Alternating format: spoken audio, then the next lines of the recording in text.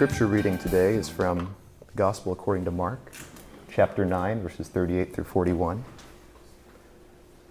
John said to Jesus, "Teacher, we saw someone casting out demons in your name, and we tried to stop him because he was not following us."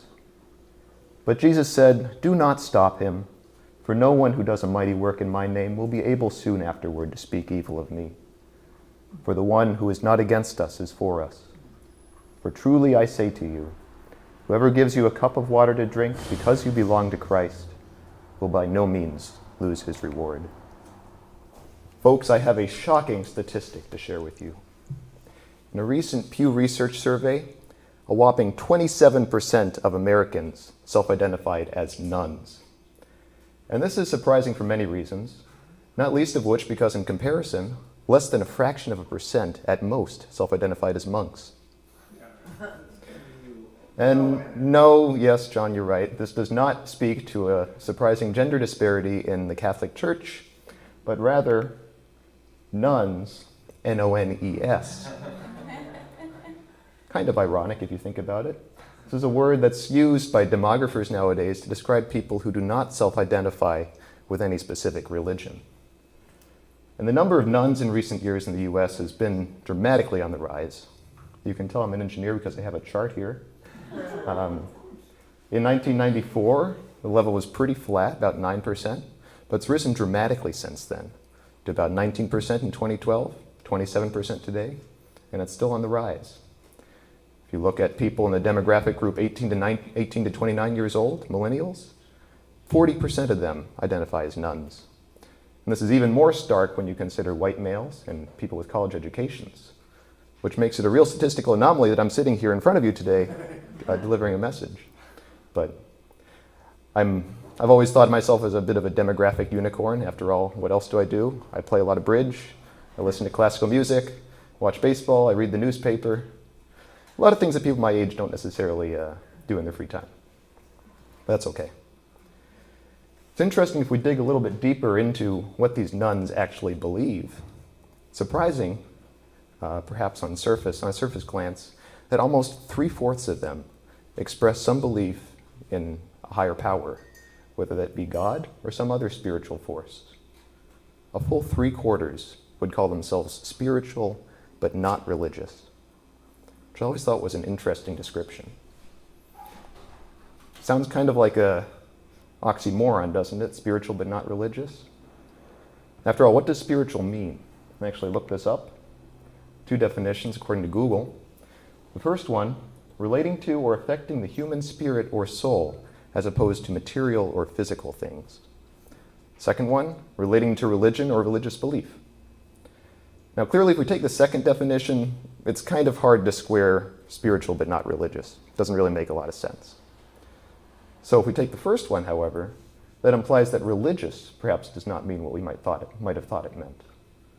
Perhaps religion does not necessarily speak to all of our spiritual needs. It doesn't speak to the needs of our soul to a lot of people.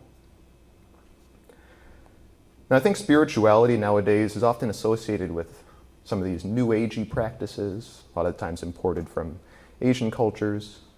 And sometimes these are seen as contrary to religion. I'll take yoga as an example. When my mother retired, she became a part-time, almost full-time yoga teacher. She does quite a bit of it. And at one point, a few years back at church, she recommended starting a yoga class at church, sort of a spiritual practice to do on the side, outside of church. And she was quickly shot down by another woman in the leadership group who said, and I quote, that yoga was a satanic practice. Now, maybe I skipped that canto in Dante's Inferno, where they're in the forest of the suicide tree poses, but personally, I find it a little hard to understand why people would say such a thing. But anyway, that was her story, and she was sticking to it. My take is that when we speak of religion or religious things, we're talking more about specific practices and doctrines, rather than, whereas for spirituality, we might be talking about things we do outside of church, outside of these regular practices, such as taking communion or saying the Lord's Prayer, that speak to us on a deeper level, more spiritual level. the things we do outside of church, potentially. It's also interesting to think about when exactly this sharp increase in the number of nuns started. 1994 is often seen as the year when the religious right first came to political prominence. So it was the year that the Republicans took over the House of Representatives, Newt Gingrich became Speaker, and if you know anything about him, he's a bit of a radical by former Republican standards. Religious conservatives were on the rise, the Christian right was dominant, took over many state governments. There's a recent study by researchers at Denison College, University of Buffalo, and University of Cincinnati that looked more deeply into these data and found that in states that are controlled by the religious right, the proportion of nuns has been even more sharply on the rise recently, which seems to imply that the church is scaring its own away. Admittedly, this is correlation, not causation, but if you ask these people, and these people in the study did, why exactly they left the church, a whopping 1/3 of them said they left the church because of its stances against LGBTQ rights and things like abortion. So I think it's hard to say that in these cases, religion is getting in the way, driving its own way. It doesn't take long if you read the Gospels to see that Jesus was not that big a fan of religious doctrine in his times. Just go to Matthew chapter 6, where we're in the middle of the Sermon on the Mount. And there are 3 examples of Jesus criticizing people who act publicly pious to get praise and adulation from their own people. He specifically said, "Do not give to the poor only to receive praise for doing so. Do not pray in public to be seen and adored. And don't publicize it when you're suffering during a fast, when you're hungry and tired." For those people who seek public adoration, they get their own reward. Jesus rather said, "Go to your own room and pray in quiet, where only your Father can see you. Then you will get your reward in heaven."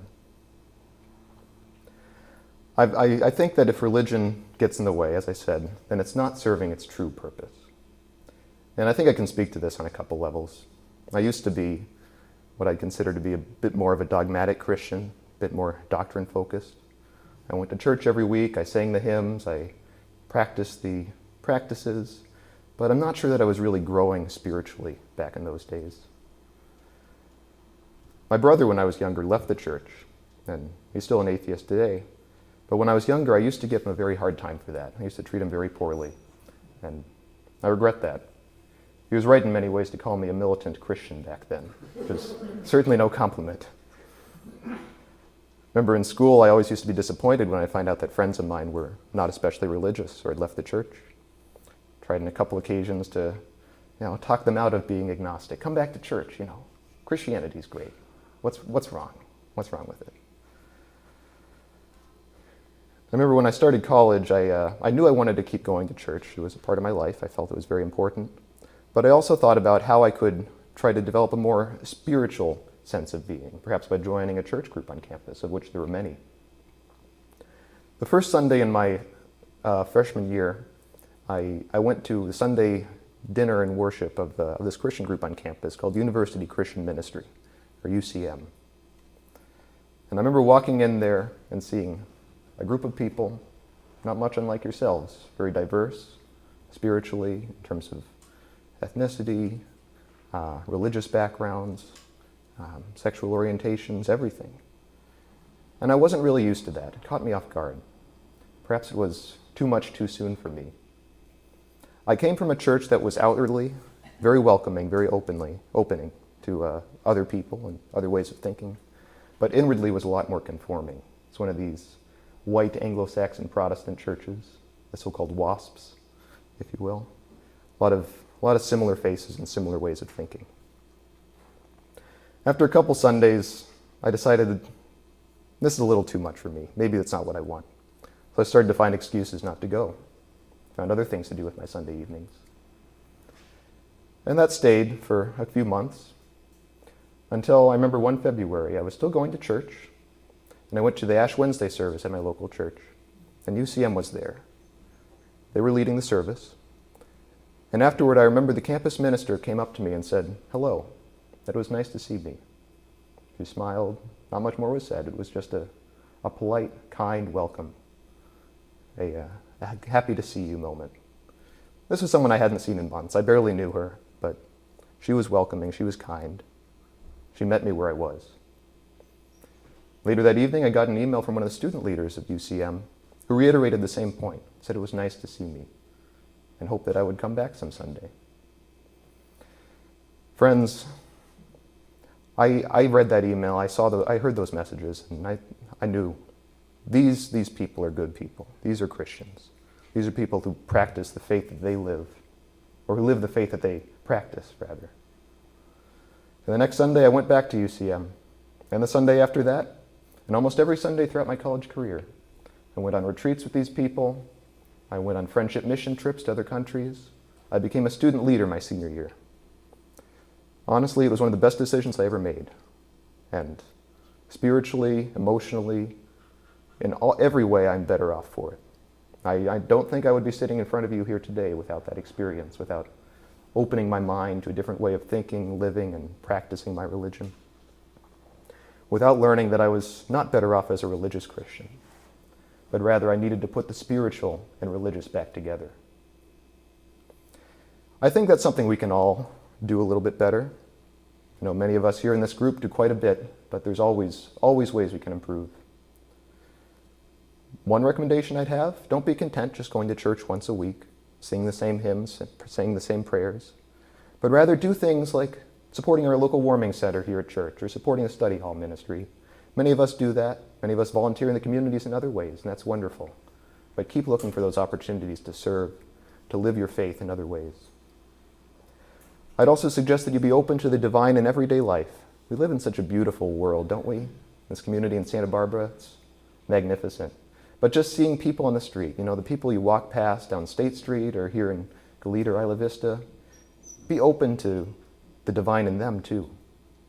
Going back to yoga for a minute, at the end of most yoga classes, there's a common Hindu word used to close the classes, namaste, which you've all probably heard.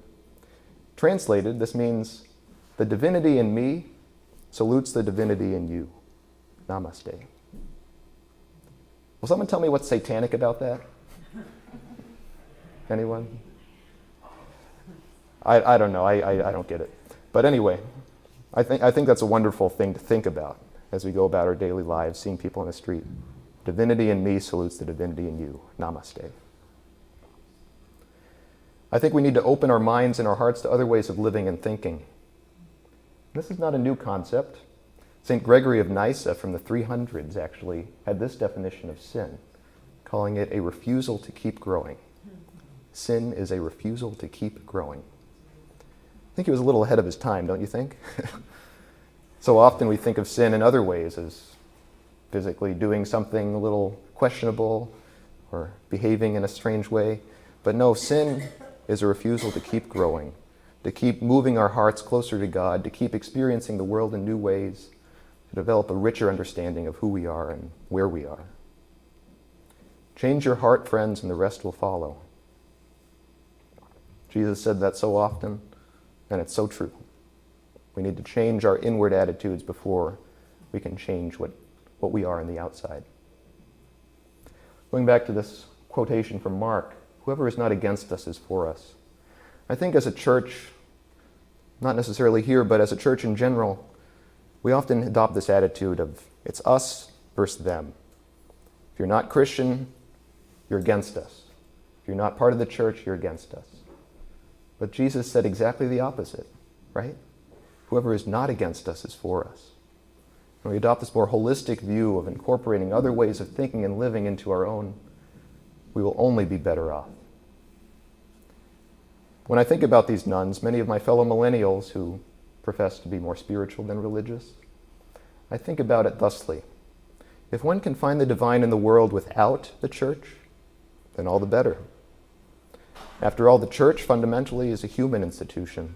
It was made by humans, it's made for humans. And there's only so far a human institution can go in disseminating the divine to us, right? We can learn a lot from people who wander their life with open eyes, open minds, and open hearts, content to live with questions and wonder at the world around them. As Christians, we trust that God is at the center of our creation. That is our religion. As spiritual beings, we can treasure that creation and enjoy the gifts we are given to their fullest and truest worth. That is spirituality. Friends, let us put the Spirit back into this church that we love, living as children of God who are both spiritual and religious. May it be so. Amen.